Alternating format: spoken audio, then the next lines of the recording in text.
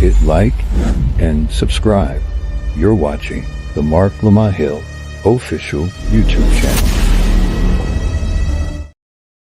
Peace, family. This is your brother, Marc Lamont Hill. Welcome to Night School. Every Monday and Wednesday here on the Marc Lamont Hill official YouTube channel, we hold Night School, where we break down the most controversial subjects, the most engaging debates, the most interesting topics going on in the world today. And tonight is absolutely no different. We got a lot to talk about tonight. We got Epstein file saga. We have an Obama aide who melts down. And of course, I know a lot of y'all want to talk about Nicki Minaj. And of course, I understand why.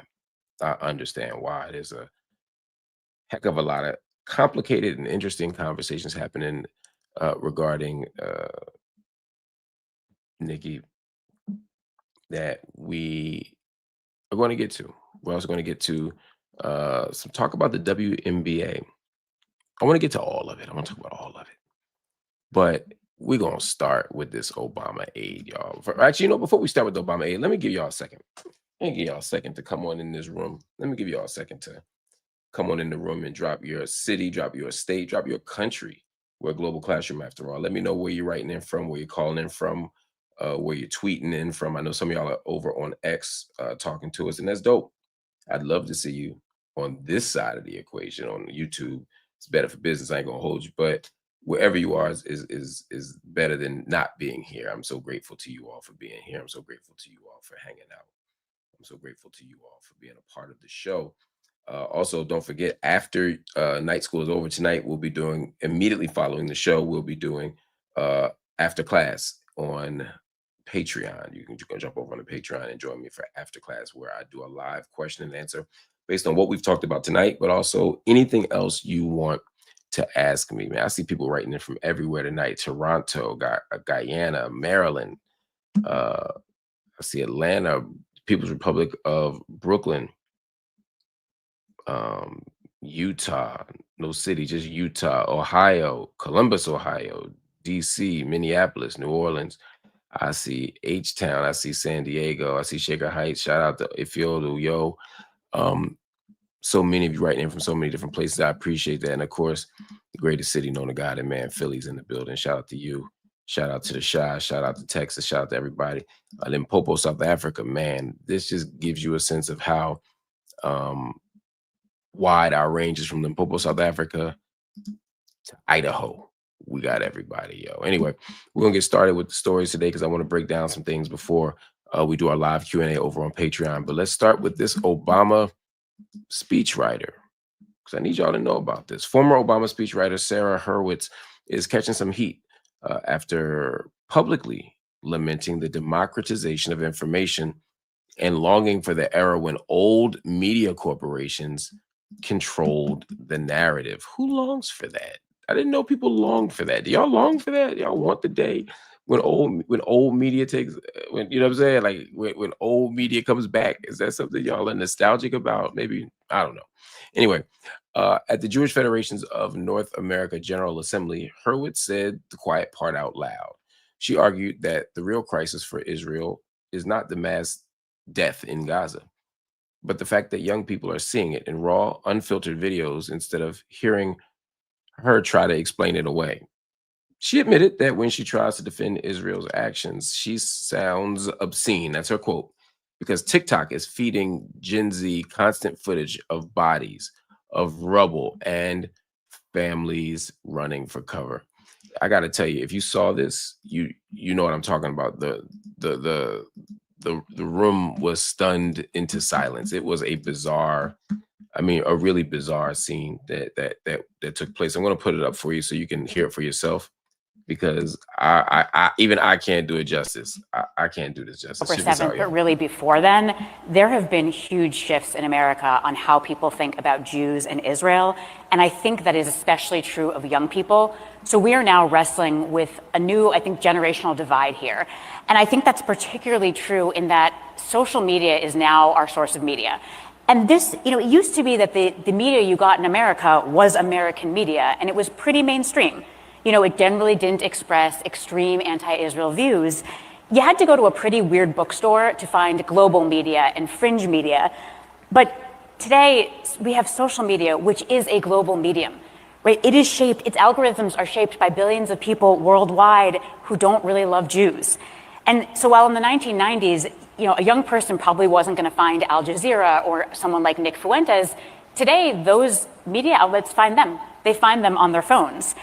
It's also this increasingly post-literate media, less and less text, more and more videos. So you have TikTok just smashing our young people's brains all day long with video of carnage in Gaza.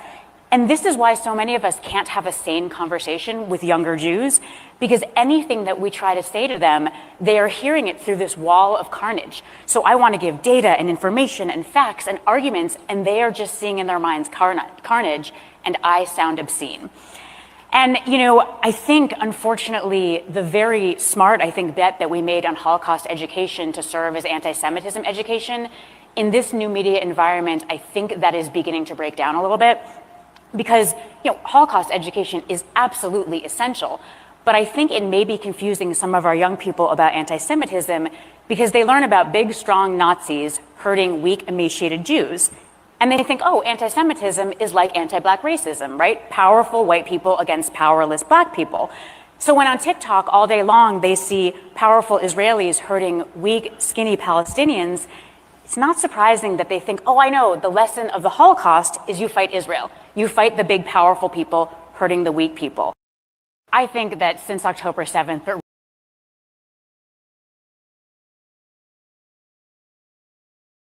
wow, that's quite the take. It's complicated. I don't want to oversimplify what she just said, but I also don't want to give short shrift or understate how bad and how wrong she got this. She's not panicking about a genocide. She's panicking about the loss of narrative control. The last time Americans had this kind of access to the truth on the ground was Vietnam, when televised body bags turned this country, the United States, against the war. Today's live stream destruction is doing the same thing for Gaza. And insiders like Hurwitz are saying it out loud because they can't stop it. Now, I want to be fair to her. I don't want to misrepresent her position or be disingenuous with what she's saying. She believes she's right. She believes that there's data and evidence and facts that support her pro-Israel position, and that that's being drowned out by the kind of spectacle of violence, that people can't hear the truth of the matter because all they see is the violence. So I want to be clear that that's what she's saying. She's not saying, I want to lie to you. I want to lie. I want to obfuscate the truth, but I can't because you all see the violence. I want to be honest about what she's saying. But the point remains, Ms. Hurwitz, respectfully, the carnage is the point. The death is the point. The bodies, the destruction, the pain, that is the point. The spectacle of death is real. And rather than think about how you could advance your argument despite the presence of all this violence and death, I want you to consider that maybe your point is undermined by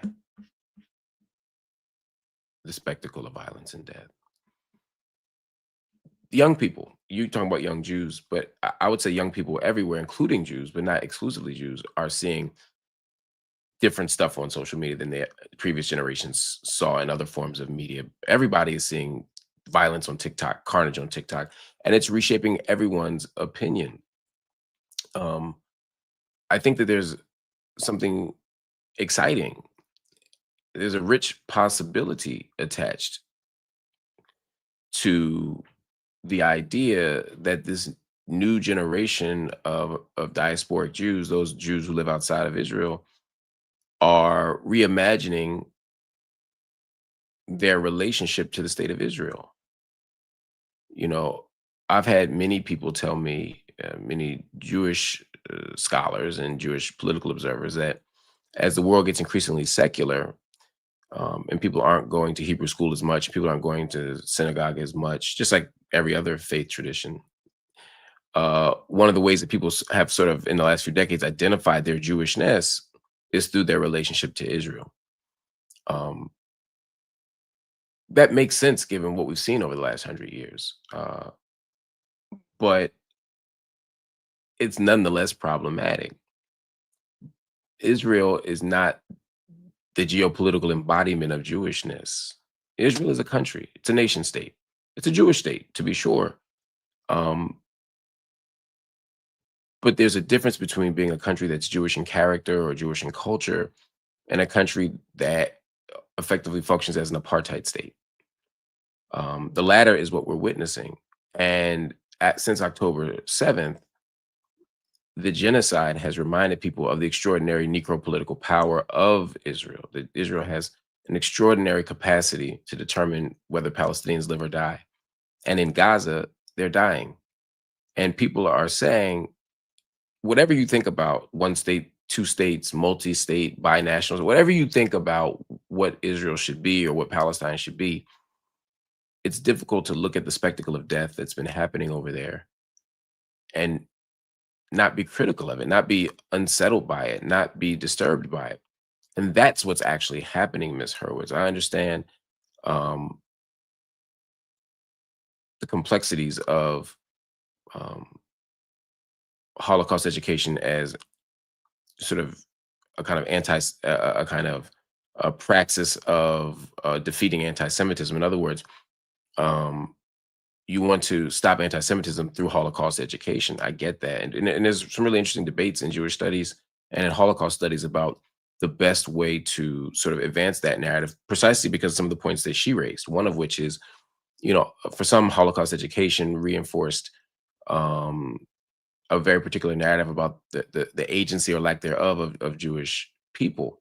The truth of the matter is the Holocaust, in addition to being one of the most horrific events in human history, was also a moment that witnessed extraordinary courage, extraordinary resistance, extraordinary care and love of Jewish people against the most impossible of odds. Jewish people weren't weak. Jewish people weren't cowardly running from Nazis. There were rebellions like Warsaw. There were people who fought to the death. I agree that and this is why I say it's complex, right? Holocaust education is necessary for all of us. And I think it's important intracommunally so that, communities don't forget what happened, but it's also important for the world to see so that we don't repeat the mistakes of the past, the awful, horrific events of the past. But we have to do that in a way that advances narratives of Jewish agency and strength and power. And when I say power, I'm talking about the power of self-advocacy, the power of self-regard, the power of self-defense, the power of courage and character. All those things have always been part of the Jewish community. The danger, as I've always talked about, of conflating that tradition with Israeli statecraft is that you commit the highest form of anti-Semitism. To take Judaism or Jewish culture or Jewish tradition and equate it with what the state of Israel is doing or what any nation state is doing, because it's not just Israel, it's every US, France, Australia, New Zealand, whatever, to conflate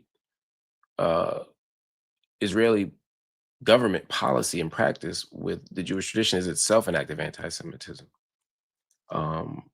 Just as conflating what Saudi Arabia does with Islam would be a gross example of Islamophobia. So we have to have more complicated, nuanced conversations about how we talk about Jewish education, Holocaust education, how we can collectively fight against anti-Semitism. But we don't have to accept the Israeli apartheid regime as a condition of that. To the contrary, we can't, we mustn't. And that's the work that has to be done. That's the work that needs to be done. Anyway, let's move on to another topic. We're going to be controversial all day, but let's get to a different controversy. Let's talk about Epstein, which ironically might be less complicated and messy than what we just talked about. Not by much, but we gonna get there. The Justice Department. Y'all, wait, is everybody good? I'm looking in the community here. I see the comments. Okay, some of y'all with me, some of y'all not. We'll get to it. Let's talk about Epstein, yo. Let's get to Epstein. The Justice Department signals that it may drop long secret files from its Jeffrey Epstein investigation, a move that could finally expose who knew what, when, and more details about one of the darkest scandals in American politics. MAGA Attorney General Pam Bondi, she says that the documents will come out within 30 days after Congress almost unanimously really voted to force President Trump and his administration to make them public. Trump hasn't signed the bill yet, but Bondi, she's tripping already. She already starting to glitch. Bondi claims that there is, quote, new information and a new investigation by the top federal prosecutor in Manhattan, and that this investigation could limit details that are available to the public. She is on one with this one. Now, the files could reveal more about Epstein's circle. Now, it's a circle that once included Donald Trump. It also included a lot of powerful people, a lot of high-profile figures. And this is long before Epstein's 2008 conviction for soliciting a minor. The Congressional Oversight Committee released a batch of Epstein emails that shed light on how close Trump and Epstein were. Because remember, before they said they ain't know each other, or at least Trump said, I don't know, we barely knew each other. We were this, we were this. The relationship keeps changing every time he talks. Anyway, when they released them emails, we got more insight about how close they were, but also how much he knew. Now, Trump recently called it a hoax. That was before he learned that his base and Republican members of Congress supported making the files public. That's the fascinating thing about this MAGA moment. They still love him some Trump. They love Trump down, but they also love a good conspiracy theory. And a good conspiracy theory requires the government to be complicit in some wrongdoing. And if the government's complicit in wrongdoing, then the government got to be on the chopping block too. And Trump is the head of the government. So the MAGA people in some ways are conflicted. It's like we love Trump, we worship Trump, but we also worship good conspiracy theories. And this looks like one. Anyway, the DOJ said this year that there was nothing further to investigate in this case. And now there's a new investigation. Just as the big, beautiful bill is making its way through Congress, and it received nearly unanimous support, except for one Republican vote. Anyway, many Trump supporters believe he and this administration hid key details and protected powerful people tied to Epstein's world. Now, of course, Trump supporters aren't alone in this. I think everybody with a brain thinks that. But Bondi told reporters that the department, quote, will continue to follow the law and encourage maximum transparency. But the release won't be complete. Congress built in carve-outs that allow DOJ to withhold sensitive details about Epstein's victims and anything tied to active investigations. This, my friends, is a whole mess.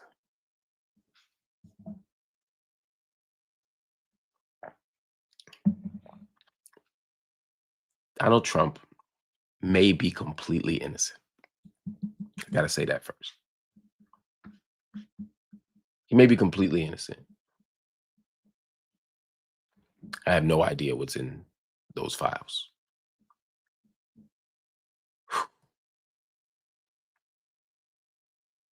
But the pace with which they're moving raises questions.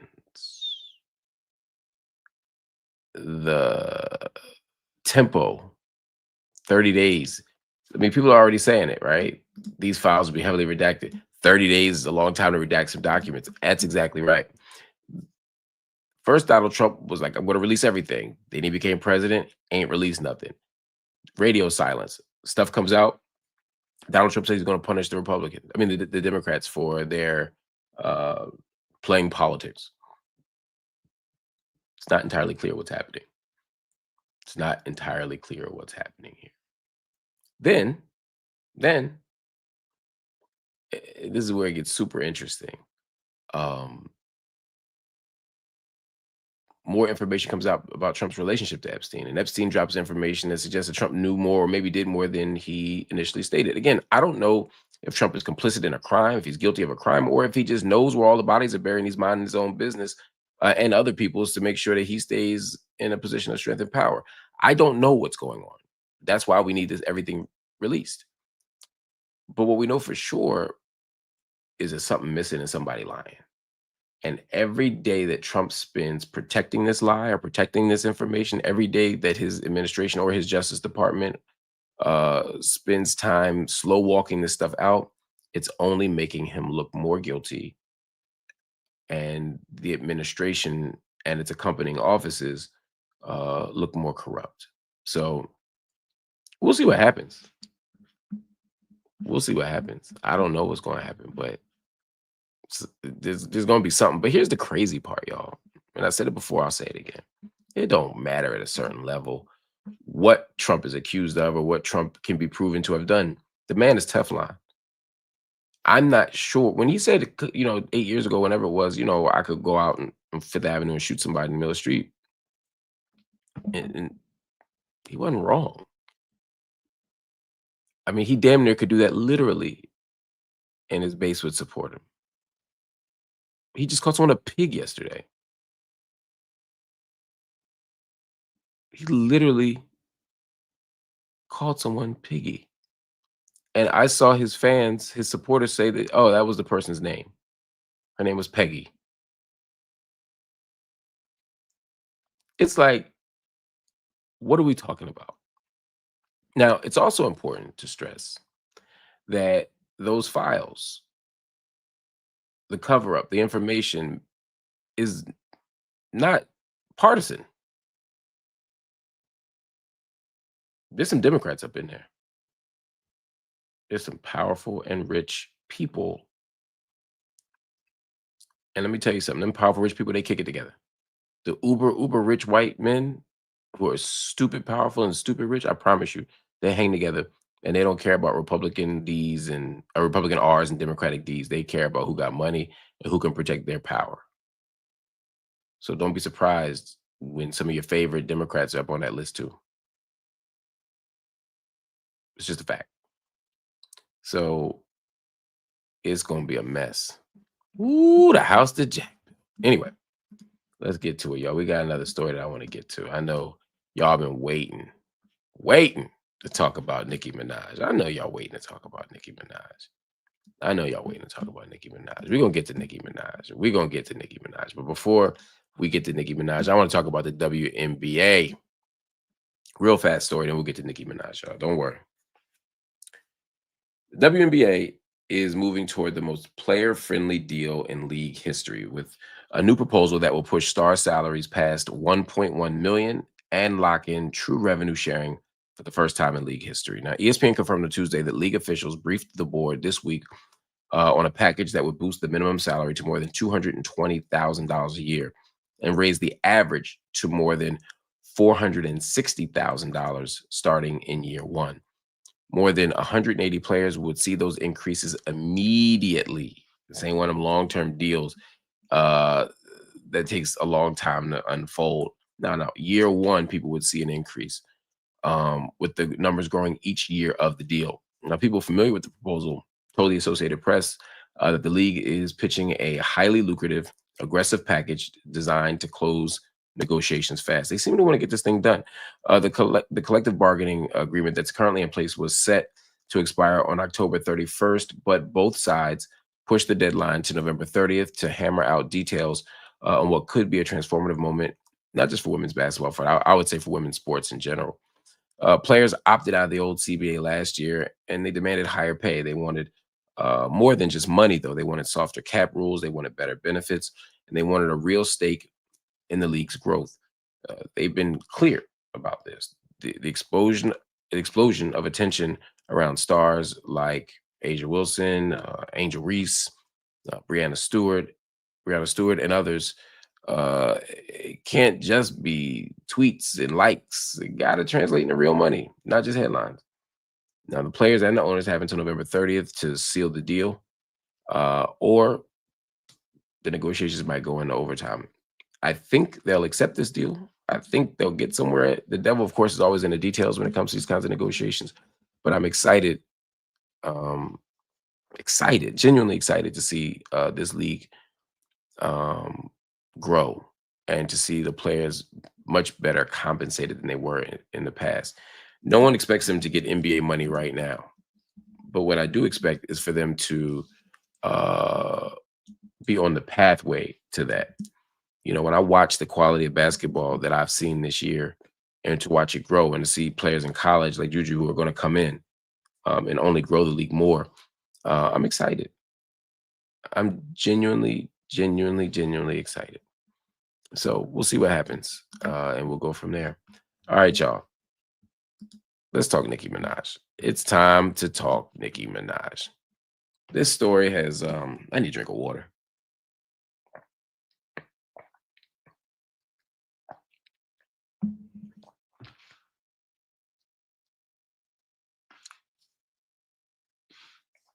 This Nicki Minaj story is taking me out for a couple of reasons. One, I don't want no smoke with you, Barbs. Let me start there. Dear Barbs,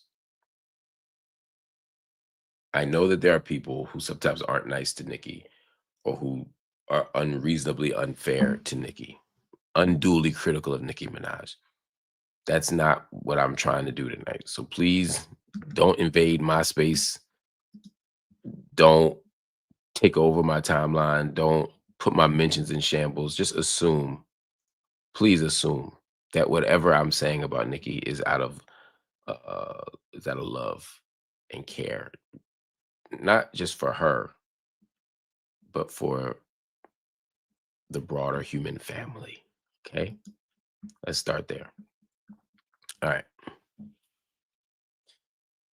Anyway, Nicki Minaj just stood at the United Nations today, and she told the world, quite articulately, I might add, that Christians in Nigeria are under attack. It was a well-attended moment, a well-watched speech, one that turned her from a music superstar and a rap god — she is top 5 dead or alive — into a political lightning rod. In her short speech, she thanked President Trump for prioritizing the issue and said that faith in Nigeria is in danger. She said Christians are being pushed from their homes, that churches are burning, and that families are living in fear because of how they pray. Right before she spoke, U.S. Ambassador Mike Waltz backed her message and thanked her for using her voice to, quote, demand action. Now, she also was part of a bigger moment, a bigger day. See, Nicki Minaj's remarks opened a UN panel on violence in Nigeria.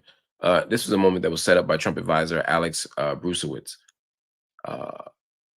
Now, if you didn't know, Nicki Minaj has been talking about this for weeks now, and she's been lining up with Trump on this issue for multiple weeks. This emerged quickly, but not completely out of nowhere.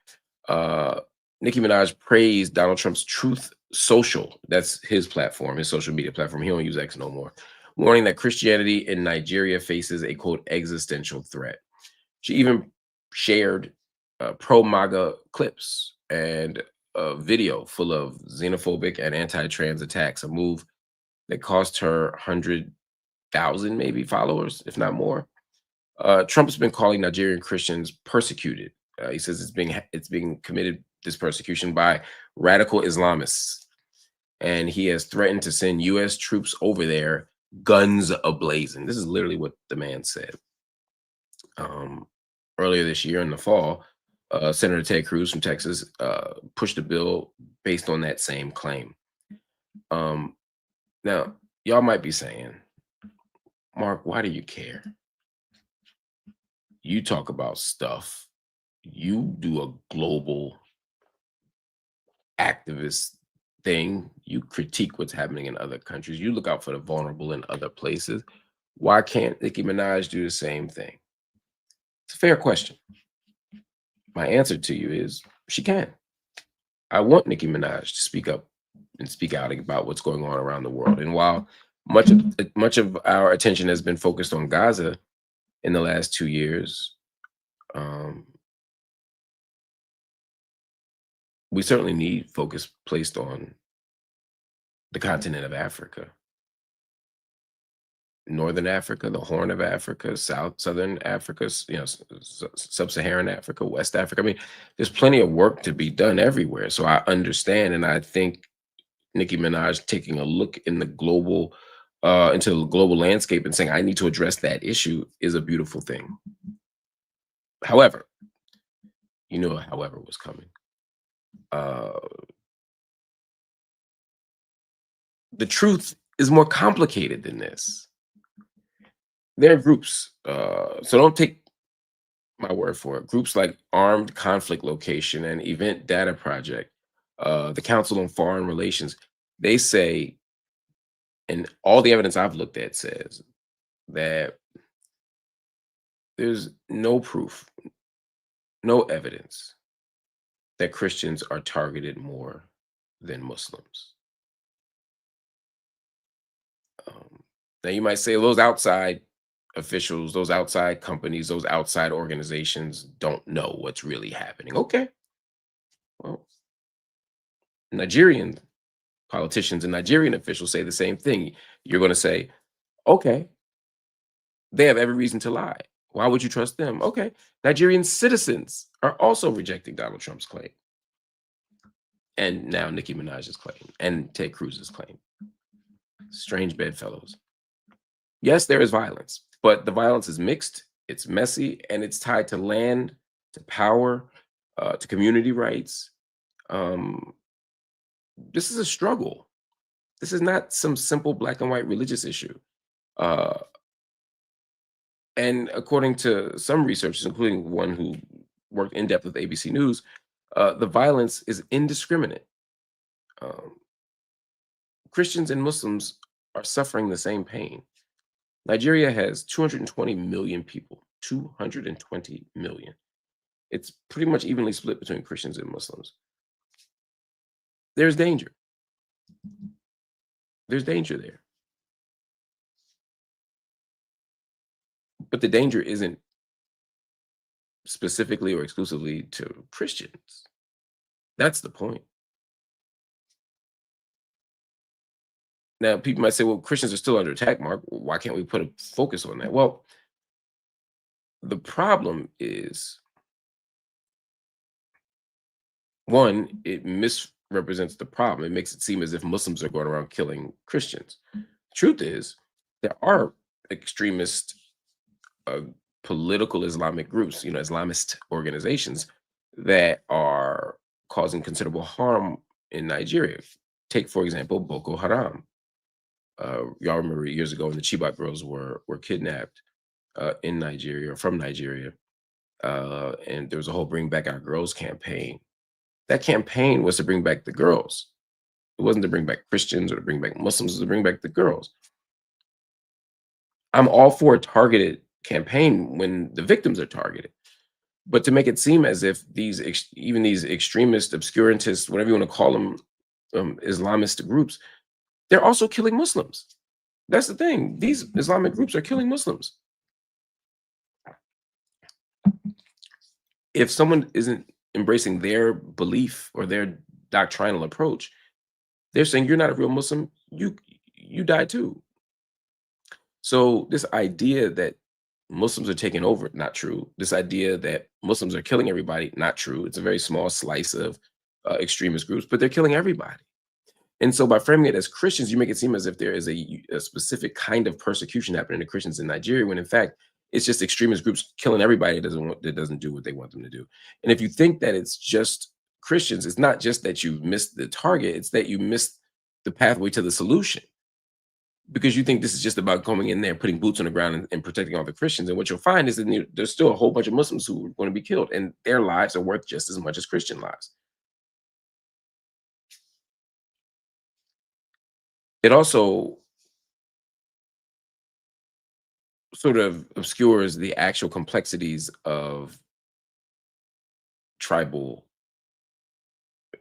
intra and intertribal fighting, inter and intra village fighting, the various ethnicities, the various religious traditions. There's so much going on in Nigeria that's complex, and we need experts to come talk to us about it.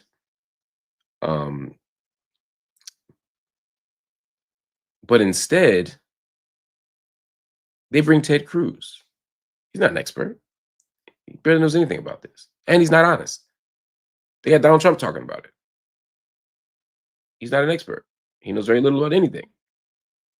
And he's super not honest. So when I saw our sister Nicki Minaj up there, and when I saw her tweeting about this, I appreciated, I take her at her word. I appreciated the commitment to speaking out on an issue. I appreciated her commitment to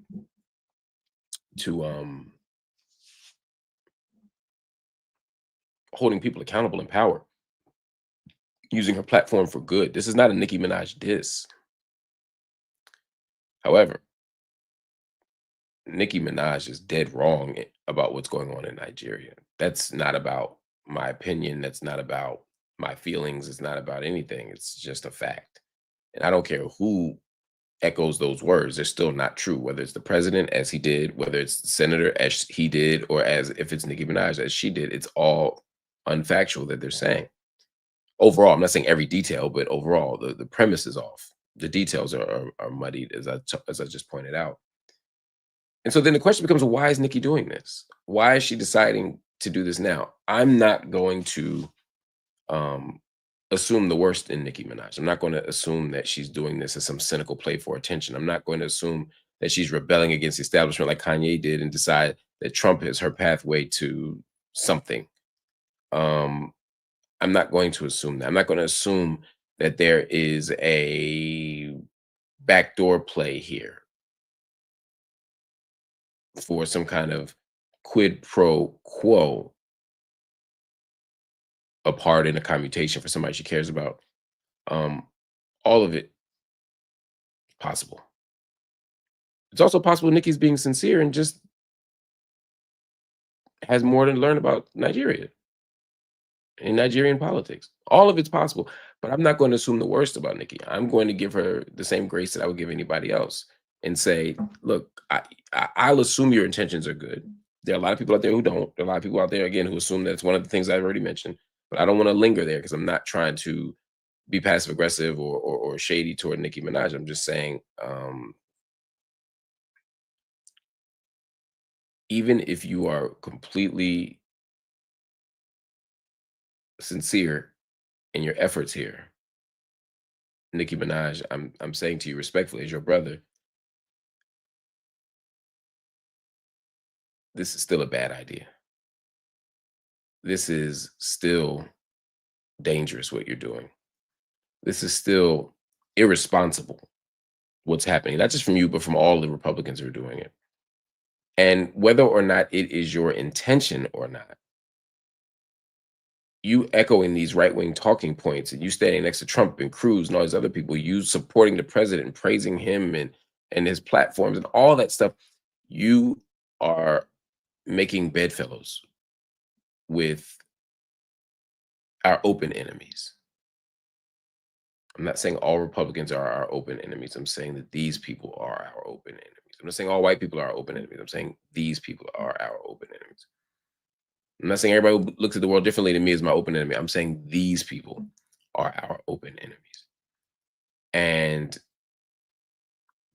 when I watch you traffic in these videos, these links, all of it is so deeply and profoundly misguided, but it's also deeply harmful. There's a lot of homophobia and transphobia in those videos. Nicki Minaj, I know you're not homophobic. Nicki Minaj, I know you're not transphobic. But that's why you can't stand next to these people or traffic in their stuff. I don't know if you're reading it first or if you're just posting it. You're smart. I assume you're reading carefully and making your own determinations. I just want you to have access to more information. I don't think you're being duped in that you're stupid or any of these things that people say, which I think a lot of times is anti-Black and anti-Black women. I'm not saying none of that. I'm saying I trust your ability to make sense of the world and to make sense of good information when you get access to it. I just want you to access more of it. So, I'm happy to have a conversation uh, with an expert and create the video that Nicki can watch. Now, of course, I'm always happy to have a conversation with Nicki Minaj on air or off. But more importantly, for me, it's about educating our audience, the literally tens of millions of people who follow Nicki. I need them. Um, I need them to get better information. I never engage celebrities or rarely engage celebrities for the purpose of convincing them. It's about convincing the audience watching about a point, about a fact, about a truth, about a danger, about a solution. That's what it's always about. Um, I don't know if Nicki Minaj is a Trump supporter or not. I don't know if she's a MAGA supporter or not. But her words and actions right now make her look like one, which means that with such influence and power, she could be guiding people down a direction that she may not even be following herself. It's not a call to change her beliefs. It's a call to be accountable and responsible for what she actually does. Anyway, y'all, thank you. And yeah, if Nicki want to come on Night School, she's welcome. I would love that. I would love that. I won't hold my breath, but I would love that. She's dope.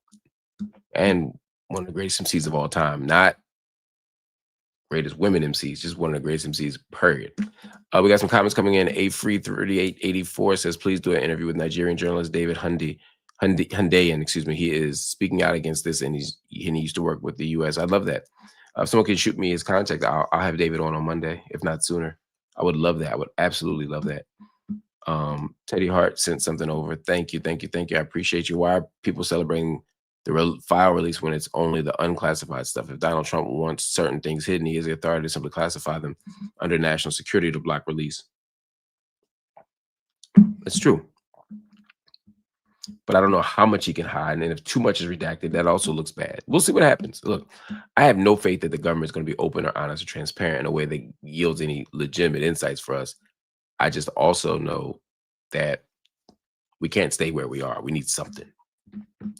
Anyway, family, I want to thank y'all for watching Night School tonight. I appreciate the support. I appreciate everything that you all are doing to make Night School what it is. That means you show up every night. Y'all show up and show out.